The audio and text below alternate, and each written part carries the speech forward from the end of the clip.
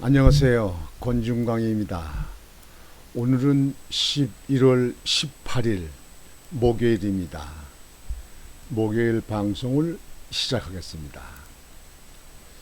오늘은 조선일보의 칼럼니스트로 있는 김대중 김대중 선생의 칼럼니스트를 중심으로 여러분에게 말씀을 드리겠습니다. 여러분들 김대중 씨 조선일보의 그 주필로 오래 있었잖아요. 여러분들 잘 아시죠? 김대중, 옛날에 김대중 대통령하고 이름이 한자가 똑같습니다. 김 클 때자다 가운데 중자 그래가지고 김대중. 김대중 대통령이 있을 당시에는 똑같은 이름이 돼가지고 많은 사람들이 좀 이렇게 혼선도 왔었지요. 김대중 그 칼럼니스트는요, 1939년 9월 3일 에 태어났습니다. 9월 3일에 이게 태어나서 지금 현재 82세예요. 아직 뭐 많은 나이는 아닙니다만,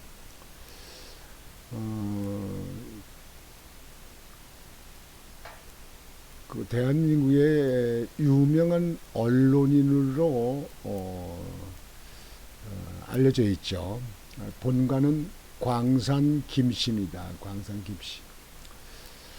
김대중 선생은 조갑제, 유근일 등과 함께 1990년대부터 2000년대의 대한민국의 반공주의 운동가로 활동을 했습니다. 극우편이죠, 극우. 1965년 조선일보사에 기자로 입사하여 39년간 재직하였으며 미국 워싱턴 특파원, 조선일보 사회부장, 정치부장, 편집국장 등을 지냈습니다. 재직기간 후반에는 조선일보 주필, 이사대우 등의 직책에 선임되었기도 했고요. 2004년 10월 31일 정년 퇴임과 동시에 사원 신분을 유지한 조선일보 고문으로 추대되었던 것입니다. 김대중 칼럼니스트는 아주 예리한 그 필체로다가 정부의 시시비비를 잘 쓴 기사를 쓴 아주 존경받아야 될 분이죠. 아주 훌륭하신 분입니다. 학교는 서울대학교 법학과를 나오신 분입니다. 그 김대중 칼럼니스트의 칼럼을 여러분들에게 소개해 드리겠습니다. 그렇게 하는 이유는 이 김대중 칼럼니스트가 쓴 조선일보에 쓴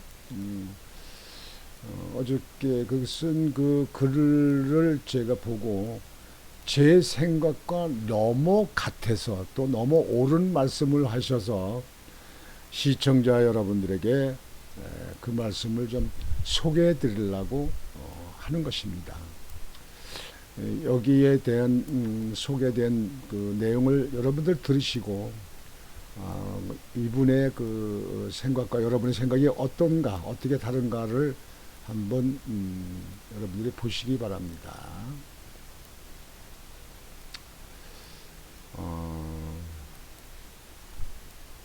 그 칼럼을 한번 보여드리겠습니다.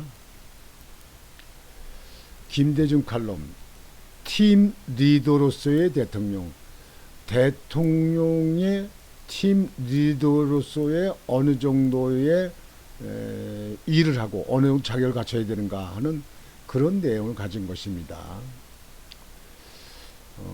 이분이 지금 칼럼 쓴 거는 윤석열 후보에 대해서 주로 글 내용을 전개했더라고요. 국민의힘 대통령 후보 윤석열 씨는 30여 년 공직 생활을 하면서 선출직에 나선다는 생각을 단 한 번도 해본 적이 없다고 했다. 하물며 대통령이매랴, 대통령 같은 거 생각을 해봤겠냐는 얘기예요. 그런 그가 검찰총장으로 현직 대통령의 불법의 제동을 걸었고 지난 5월 대선의 길에 나선 지 6개월 만에 제1야당의 대통령 후보로 선정됐다. 이런 일은 대한민국 정치사에 없던 일이다. 처음 있는 일이죠. 솔직히 이렇게 된 것은 기성 정치인들, 야당에 있는 정치인들이 정치를 개떡같이 해왔다는 그런 것도 포함된 거 아니겠습니까? 국민들이, 기성 정치인들이 정치를 개떡같이 하니까 거기에 신물 나서 좀 불법에 대해서, 그러니까 검찰총장 때 불법에 대해서, 이 정부의 불법에 대해서 항거하듯이 수사를 하고 조사를 하고 그다음에 입건하고 그다음에 기소를 처분하고 이렇게 하기 때문에 이분에 대해서, 윤석열에 대해서 우리 국민들이 신선하고 깨끗하다. 당신같이 그렇게 배짱이 있고 그렇게 소신이 있으면 이 나라를 제대로 끌 수 있겠다. 이렇게 이렇게 생각이 된 거 아니겠습니까, 이게. 그는 정치 인생 거의 전부를 대통령 꿈에 걸다시피 살아온 많은 정치인과는 크게 다르다. 그 점에서 그는 준비된 대통령 지망생이 아니다. 대통령 하려고 생각을 안 했었잖아요. 국민이 만든 거 아니에요. 당신이 하라고. 대중적 리더십에 익숙하지도 않고 대통령으로서 지녀야 할 자질과 능력을 제대로 검증받을 기회도 없었다. 그래서 사람들은 그의 그릇에 대해 불안감이 없지 않다. 이른바 검찰 만능주의 사고방식을 걱정한다. 또 그가 경선 과정에서 보여준 보수적 사고방식과 몇 마디 말실수, 사진 한 장 개사과 그의 가정 문제를 걱정하는 사람들도 있다. 무엇보다도 그의 세계관과 안보, 국방 등에 관한 전략적 사고 등을 제대로 접해볼 기회가 적었다. 올해 고정된 대통령이란 자리의 관념에 비추어 볼 때 윤석열은 여전히 미지수다. 그러나 우리는 발상을 전환할 필요가 있다. 그의 단점이 오히려 장점이 될 수 있다는 얘기다. 무엇보다 그는 지도자라기보다 때묻지 않은 사람이다. 깨끗하고 신선하다 이거예요. 때묻지 않은 사람. 같은 생각입니다. 동감해요. 우리는 과거에 고착된 제왕적 대통령관에 집착할 것이 아니라 시대 전환에 대비할 맞춤형 관리자로서 대통령 기능에 유의할 필요가 있다. 우리는 과거 정치 거물들을 대통령으로 뽑아왔다. 그런데 그런 거물들이 우리에게 과연 무엇을 가져다 주었는가 생각할 필요가 있죠. 사람들은 윤석열을 두고 호감, 비호감, 운운하며 호감 타령을 하는데 호감 대통령의 말로가 어떤 것인가를 우리는 똑똑히 보고 있다. 지금 대통령 보시죠. 호감이 좋아서 잘하는가요? 또 이번 대선은 새 대통령을 뽑는 선거라기보다 나라의 분위기를 바꿔보자는 정권 교체의 마당이다. 너무 지금 현재 이 정부가, 이 대통령이 나라를 제대로 끌고 가지 않고 뭐 하는 것이 무슨 무능하다 이렇게 하는 거 아닙니까? 그래서 무조건 정권부터 교체하자 이런 얘기 아닙니까? 그냥 우리는 무능함에도 제왕처럼 군림해온 대통령에게 식상할 만큼 식상했다. 아주 지겹죠. 지쳤습니다. 지쳤어요. 이제는 아주. 우리는 나라 국간이 비어가는데도 퍼주는데 급급한 한국판 베네수엘라를 더 이상 방치할 수 없다. 우리 국민들의 생각입니다. 윤 후보는 다재다능한 사람이 아닌 것 같다. 적어도 그는 타협 방식에도 익숙하지 않다. 능소능대한 정치인이 아니다. 하지만 그는 오로지 법과 질서와 정의와 공정으로 세상을 재는 법률 직업인으로 살았다고 말할 수 있다. 대통령이 되면 그는 그 생김새대로 쓰임새대로 세상 일을 다룰 것으로 보인다. 그는 문재인 정권이 비틀어 놓았던 것들을 법과 원칙에 따라 제자리로 돌려놓는 일에 열심일 것으로 믿는다. 정권 교체의 사명이 그에게 달려있다. 어쩌면 윤석열의 쓸모는 거기까지인지도 모른다. 그러니까 지금 현재 이 대통령이 이상스럽게 간 거, 법률을 제대로 법대로 세우질 않았잖아요. 울산 그 시장 선거, 송철호 시장 선거에 그 하명 선거, 그리고 청와대가 개입한 거 이런 문제. 그다음에 멀쩡한 탈원전, 탈원전 그 기술 좋고 세계에서 불어오는 한국형 여기 원전을 탈원전이라고 한다고 해가지고 그거 다 망가뜨리고, 그리고 무슨 태양열 한다고 해가지고 산 깎아서 태양열 하고, 그다음에 뭐 호수에다가 뭐 여기다가 태양열 그 판 깔아놓고, 그리고 뭐 석탄 발전소 한다고 해가지고 석탄 발전소 그리고 다 그거 지금 현재 그거 제대로 돌아갑니까 이게? 결국은 세계가 똑같이 생각하는 원전으로 갈 수밖에 없다 이게. 근데 지금까지 오늘까지도 탈원전에 대해서 반성을 안 해요. 제대로 돌리질 않아.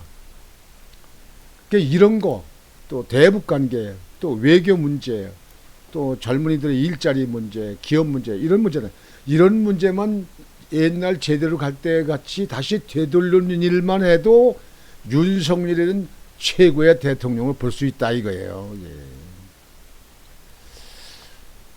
정권 교체의 사명이 그에게 달려있다. 어쩌면 윤석열의 쓸모는 거기까지인지도 모른다.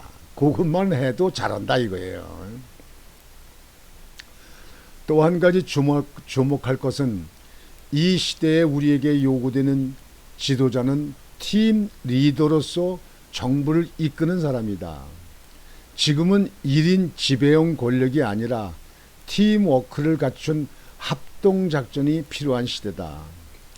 그런 의미에서 윤 후보는 국민 앞에 그의 팀을 미리 선보여주는 섀도우 캐비닛 시스템을 가동했으면 한다. 자신이 대통령이 되면 총리에는 누구, 경제팀은 누구누구, 문화교육은 누구누구, 외교안보는 어떤 인물을 앉힐 것임을 사전에 국민 앞에 제시함으로써 국민으로 하여금 윤석열 정권의 방향을 미리 가늠할 수 있도록 하는 장치다. 지금 현재 이 말은 참 중요한 얘기입니다. 대통령이 돼서 그쪽에 바람 타고 뭐 여기저기 압력 있고 뭐 부탁하고 청탁하고 이렇게 해서 사람을 선정하는 것보다 순수 깨끗한 사람이 지금 그 대통령 후보로 나왔으니까, 야당으로 나왔으니까, 그러니까 우리 국민들 지금 67% 정도가 지금 현재 정권 교체를 찬성하지 않습니까? 정권 교체가 돼야 된다 그러지 않습니까 이게? 그러니까 지금 현재 윤석열 그 후보는 내가 대통령이 선거치서 대통령이 되면 국무총리는 이런 사람, 또 장관은 이런 사람, 이런 사람, 이런 사람, 이런 사람. 그 관계 부서에는 어디 누구 이렇게 가능한 데까지만 이렇게 해도 국민들이 볼 적에 그래 그 사람 아주 법대로 지키고 잘하고 그 사람 능력이 있고 그다음에 이 부동산 투기 안 하고 뭐 돈 그냥 긁어먹고 뭐 하지 않고 그다음에 저기 잘못해가지고 처벌 받지 않고 저기 영창 살지 않았고 뭐 이렇게 구속되지 않았고 뭐 이런 거 있잖아요. 이걸 볼 수 있잖아요. 이게 그러면 우리 국민들 지금 현재 정치 수준이 얼마나 없습니까? 그러면 윤석열 후보가 가는 윤석열 정부가 당선되면 윤석열 정부가 가는 것이 이렇게 가겠구나. 외교는 어떤 장관을 앉혀서 외교를 잘 튼튼히 있게 하겠구나. 이런 걸 볼 수 있겠다 이거지. 뭐 전자에는 이렇게 한 일이 없습니다. 다만 이제 김대중 칼럼이 이렇게 이제 칼럼을 썼는데요. 저도 이런 내용에 적극적으로 아주 그 동감입니다. 아주 옳은 말씀이에요. 국민은 후보만 보는 것이 아니라 그의 팀을 보고 표를 주는 것이다. 팀, 그의 팀. 그러니까 선거관리위원회 그 선거관리위원회의 그 위원장이든가 부위원장 이런 사람들도 지금 현재 많은 관심이 있잖아요. 근데 지금 현재 국민의힘에 있는 이준석 대표나 김종인 전 비대위원장은 비상대책위원장, 김종인 비상대책위원장은 지금 현재 어느 자리 주면 뭐 한다, 어느 자리 줘야 된다, 뭐 해야 된다, 사무총장은 누구 해야 된다. 이래서 지금 현재 윤 후보가 지금 빨리 발표를 못하고 지금 현재 타협하고 있잖아요. 지난번에도 제가 이준석 대표나 김종인 그 비상대책 전 위원장한테 얘기를 했습니다만 윤 후보한테 다 맡기세요. 그리고 좀 챙겨지 뭐지 말고 말지 뭐지 마라. 그렇게 자기들이 하고 싶어 나서고 보고 싶으면 잘났으면 대통령 후보의 경선을 때 나와가지고 하지. 후보가 결정됐으면 그 사람 하는 대로 내버려 둬. 그냥 밀어. 그 사람이 당신은 뭐 그냥 찌그러져 있어. 그냥 아니면 뭐 있어. 그러면 그냥 당원 한 사람으로 남아 있어라 이게요. 그냥 지금도 그냥 무슨 사무총장 돈 움직이는 거 말이지. 그 정치자금 나오는 거 500억 나오니까 그거 마음대로 주물고 싶어서 사무총장은 자기 사람 심으려고 한다고 이렇게 나오지 않습니까? 이런 거 하지 말아라 이게요. 이준석 없어도 당은 굴러가니까 뒤로 물러나.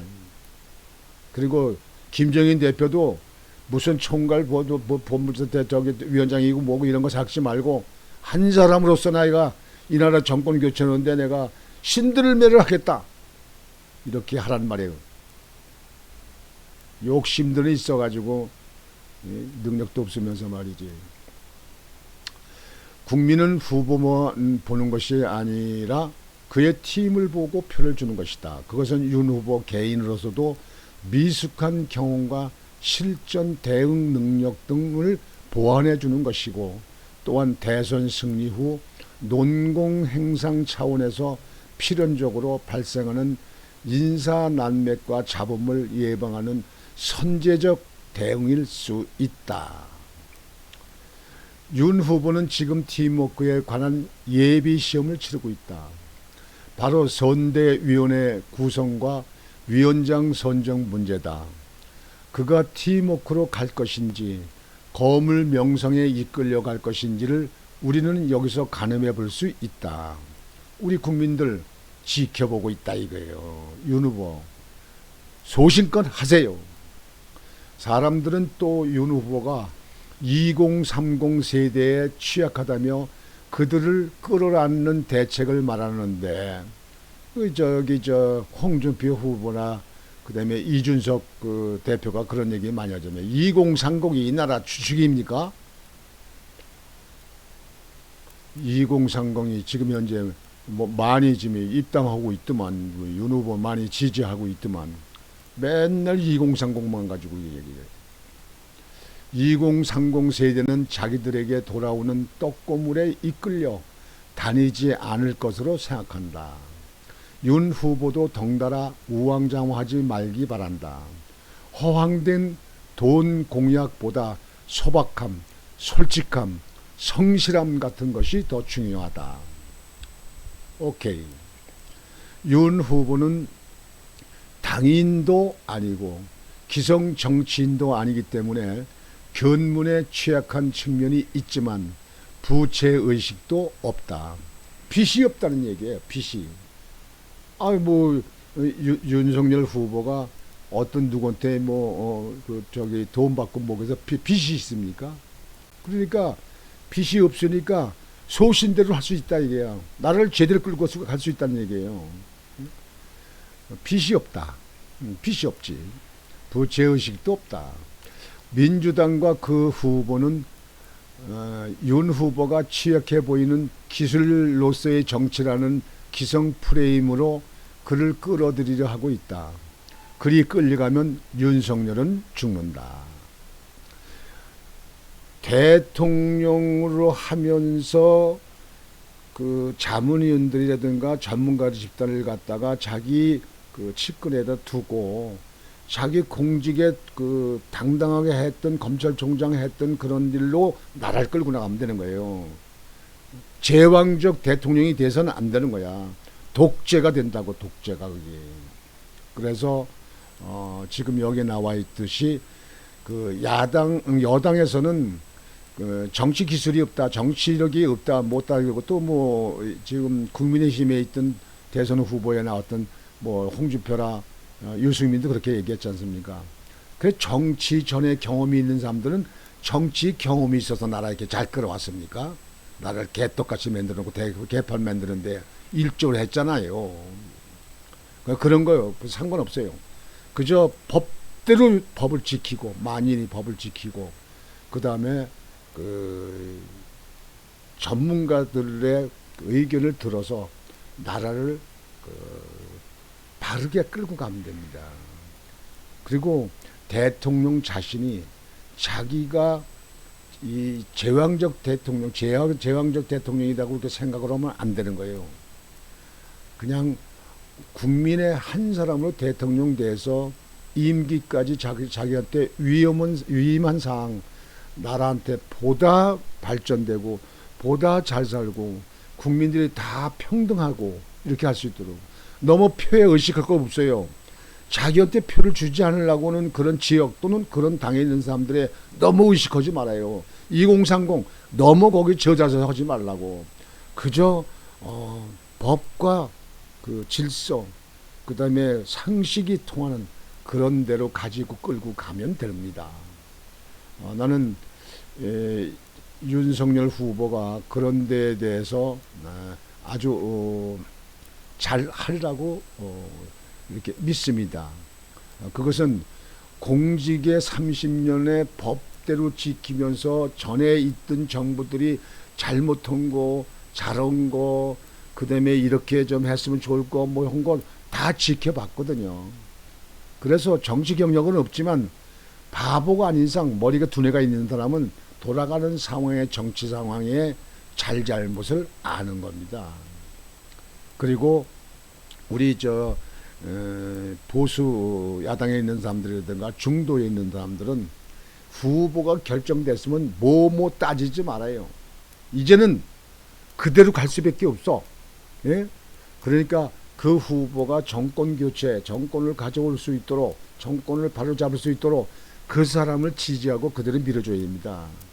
그렇지 않은 사람들은요, 그건 반대파나 반대당, 뭐 좌파, 또 문파 뭐 이쪽에 있는 사람들 아닙니까? 그러니까 이번에 이 대통령 선거에 대해서는 모든 보수나 우파나 이 나라 국가가 잘 되기를 바라는 모든 국민들은 한데 뭉쳐야 됩니다. 그래서 야권 대통합도 해야 됩니다. 안철수도 통합에 들어와야 됩니다. 그리고 공화당의 그 누구예요? 그 저기 조원진 그 대표 들어와야 됩니다. 그리고 국민혁명당 그 거기에 있는 김명재 그 후보죠. 거기도 들어와야 됩니다. 대통합을 해야 됩니다. 자기들 욕심내지 말고 국민을 보세요. 국민이 지금 현재 너무나 어렵고 피폐하잖아요. 나라가 지금 현재 엉망진창 됐잖아요. 그래서 무조건 어떻게 됐든지 윤석열로 하여금 대통합이 돼서 정권 교체를 이루어서 우리 국민들이 바르게 할 수 있도록 그렇게 밀어주면 됩니다. 난 잘 그렇게 하려고 봅니다. 법을 잘 지킨 사람은 모든 일을 잘 지켜납니다. 양보도 하고 또 반성도 하고 또 잘 그 타협도 하고 고치기도 하고 이렇게 합니다. 그렇게 기대합니다. 그래서 오늘은 조선일보에서 일생을 그 지내온 유명한 그 주필 김대중 주필, 지금은 이제 명태에서 칼럼니스트로 지금 현재 활동하고 계신데, 김대중 선생의 그 칼럼니스트를 여러분들에게 저의 생각과 같이 곁들여서 여러분에게 설명과 보고의 말씀을 드렸습니다. 오늘 방송은 이것으로 마치겠습니다. 여러분 오늘도 활기차고 즐겁고 행복한 날이 되시기를 바랍니다. 감사합니다. 안녕히 계십시오.